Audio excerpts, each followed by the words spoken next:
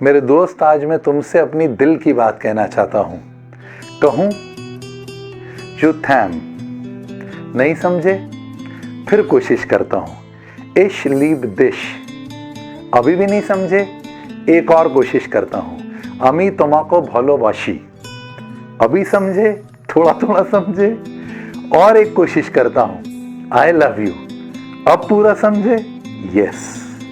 जब मैं आपसे बोल रहा था फ्रेंच में चू थैम, तो आपने नहीं समझा कि मैं आपसे क्या बोल रहा हूं। जब मैंने जर्मन में आपसे कहा इश लिब दिश, तो भी आपने नहीं समझा क्योंकि मैं जर्मन में बोल रहा था। और जब मैंने अमी तुम्हाको भलोबाशी बोला बंगाली में, तो भी थोड़ा थोड़ा समझ में आया, पर पूरा समझ में नहीं आया। पर अगर एक भाषा ऐसी जो आप भी समझते हो और मैं भी समझता हूं, इंग्लिश, जिसमें मैंने बोला आई लव यू, तो आपको भी समझ में आया, मुझे भी समझ में आया। क्या कहना चाहता हूं मैं आज आपसे इस वैलेंटाइंस वीक में, इस वैलेंटाइन डे में और इस पूरे महीने में फरवरी के, मैं आपसे ये कहना चाहता हूं, जिससे हम मोहब्बत करते हैं, जिससे हम प्रेम करते हैं, उससे इजहार मोहब्बत, उसका एक्सप्रेशन उसी भाषा में होना चाहिए जो भाषा वो समझता है। थोड़ी सूक्ष्म बात समझाऊंगा, ध्यान से सुनना। किस भाषा में वो समझता है प्रेम को, उस भाषा में आपने कहा तो वो कनेक्शन इमीडिएट आपका उसके साथ में जुड़ जाएगा। आइए ऐसे एनालाइज करते हैं। 5 भाषाएं हैं प्रेम की। There are 5 languages of love in which you can express. पर वो भाषा वही होनी चाहिए जो भाषा सामने वाला समझता है। और यहाँ पर दोस्तों, प्रेम केवल लड़का लड़की, लड़की लड़का के बीच की बात नहीं चल रही है। माता पिता के साथ प्रेम, टीचर के साथ प्रेम, छोटे भाई बहन के साथ में प्रेम, दादा दादी के साथ प्रेम। हम इस पूरे प्रेम को यहाँ पर एक एनालिसिस करते हैं 5 अलग अलग लैंग्वेजेस में। मजा आएगा। देखिए, पहली लैंग्वेज जिससे आप अपने लव को एक्सप्रेस करते हैं वो है एफर्मेशन। एफर्मेशन का मतलब होता है आप एक्सप्रेस कर रहे हैं ग्रैटिट्यूड फॉर बीइंग लव्ड और gratitude for being in the relationship. जैसे कि मम्मी से आपने कहा कि मम्मी आपकी जैसी दाल तो पूरी दुनिया में कोई नहीं बना सकता। अब मम्मी को ये वाली लव की लैंग्वेज बहुत पसंद है और आपने एक्सप्रेशन भी करा इसी भाषा में जो मम्मी को पसंद है, वो आपने कह दिया।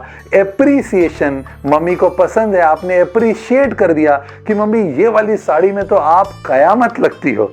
वो थोड़ा सा मुस्कुराएगी, थोड़ा शर्माएगी, पर उसे बहुत अच्छा लगेगा। तो एफर्मेशन है वो पहली भाषा जिसमें आप सामने वाले को बताते हैं कि आप उनसे क्यों प्रेम करते हैं, आप उनसे कितना प्रेम करते हैं। यह है पहली भाषा। दूसरी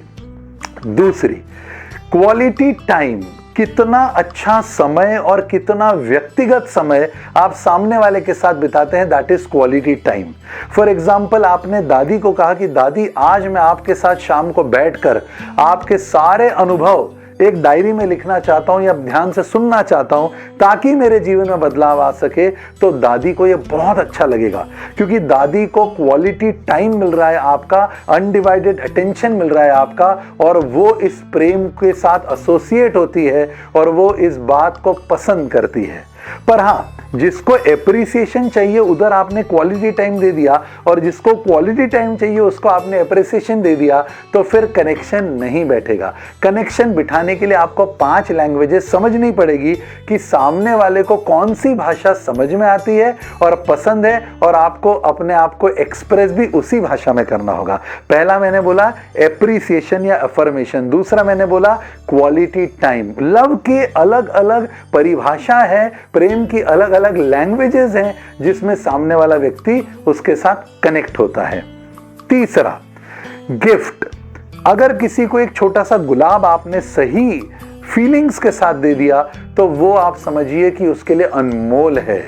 एक्सप्रेशन और फीलिंग के साथ में दिया गया गिफ्ट, क्योंकि देने वाले की नीयत मायने रखती है, तोहफे की कीमत मायने नहीं रखती। मैं फिर रिपीट करता हूं, कभी ऐसा ना समझें कि बहुत महंगे आप तोहफे देते हैं तो सामने वाला ज्यादा लव महसूस करता है। देने की नीयत मायने रखती है, तोहफे की कीमत मायने नहीं रखती है। किस नीयत से आपने छोटा सा एक गुलाब का फूल भी दिया, एक गिफ्ट भी दिया तो मायने रखता है। जैसे कि प्रेमिका को प्रेमी ने या प्रेमी ने प्रेमिका को एक गुलाब का तोहफा दिया और बहुत ईमानदारी से दिया कि कुछ ज्यादा तो मैं प्रियतमा आज तुमको दे नहीं सकता, पर ये गुलाब जो है ये मेरी अभिव्यक्ति है तुम्हारे प्रति और जो मैं तुम्हारे लिए महसूस करता हूं। इंटेंशन के साथ, पावर के साथ एक छोटा सा गिफ्ट भी मैजिक क्रिएट कर सकता है। एक और बात ध्यान रखिएगा, एक गुलाब देने से 1 पॉइंट मिलता है तो 2 गुलाब देने से 2 पॉइंट नहीं मिलेंगे, और 3 गुलाब देने से 3 पॉइंट नहीं मिलेंगे। पर किसी दिन आपने गुलाब दिया, दूसरे दिन आपने कोई छोटा सा तोहफा, कुछ आप उनके पास जा रहे थे मिलने के लिए और आपने सिंपल कोई मिठाई का एक छोटा सा पैकेट लेकर घर पे गए। कोई भी ऐसी चीज जो हम करते हैं, छोटे छोटे गिफ्ट जो हम करते हैं, that is an expression of love. पहला मैंने कहा एप्रिसिएशन, दूसरा मैंने कहा टाइम। ये सब लव के सिनोनिम्स हैं। लव मतलब एप्रिसिएशन, लव मतलब टाइम, लव मतलब अपन ने बोला अनडिवाइडेड अटेंशन, लव मतलब हमने बोला गिफ्ट। अगला थोड़ा सेंसिटिव है, फिजिकल टच। फिजिकल टच को दोस्तों गलत मत समझना, इसे SEX मत समझना। फिजिकल टच का मतलब होता है जादू की झप्पी। जब माँ अपने बेटी का माथा चूमती है, या जब कोई बेटा अपने माँ को गले लगाता है, या जब 2 दोस्त एक दूसरे को गले लगाते कि यार बहुत साल के बाद मिला है, कमबख्त कहाँ गुम हो गया था तो दुनिया की भीड़ में, ये वो फिजिकल टच है। ये वो मुन्ना भाई MBBS की जादू की झप्पी है जो मुन्ना भाई देता है एक पियून को कि तुम सबके लिए काम करते हो, मैं तुमको थैंक यू बोलना चाहता हूँ। फिजिकल टच का बहुत मजा है। मैंने अभी एक लेटेस्ट स्टोरी पढ़ी जिसके अंदर प्रीमेच्योर बेबी था और वो 3 महीने पहले बेबी आ गया था और माँ ने उसे 6 मंथ्स में डिलीवर करा और माँ ने 3 महीने तक उस बच्चे को अपने से अलग नहीं रखा। 3 महीने तक माँ सोते जागते उठते बैठते खाते पीते उस नवजात शिशु को अपने साथ बिल्कुल आलिंगन में रखा और वो मरने की कगार पे डॉक्टर ने ना बोल दिया था कि ये जीवित नहीं बचेगा और माँ ने उसको बचा लिया। फिजिकल टच मिरेकल करता है। सिंपल एक हाथ भी रख के, कंधे पर हाथ भी रख के दोस्त को बोला यार चिंता मत कर, मैं तेरे साथ हूँ, तो ये प्रेम है। आपने किसी भी तरीके से पापा को गले लगाया, और कई बार पिता के साथ में प्रेम अभिव्यक्त करने में हम चूक जाते हैं, इंडियंस हैं, इसलिए एक्सप्रेशन कमजोर है हमारा। हम कह नहीं पाते पापा को। एक बार गले लगाकर आपने बोला कि पापा आप क्या हो मेरी जिंदगी में, शब्दों में नहीं बोल सकता, आप नहीं होते तो शायद मैं कुछ भी जीवन में नहीं कर सकता था। मेरा पूरा सपोर्ट सिस्टम पापा आप ही हो, मैं कह पाऊं या ना कह पाऊं, पर आप मेरे लिए क्या हो मैं बोल नहीं सकता।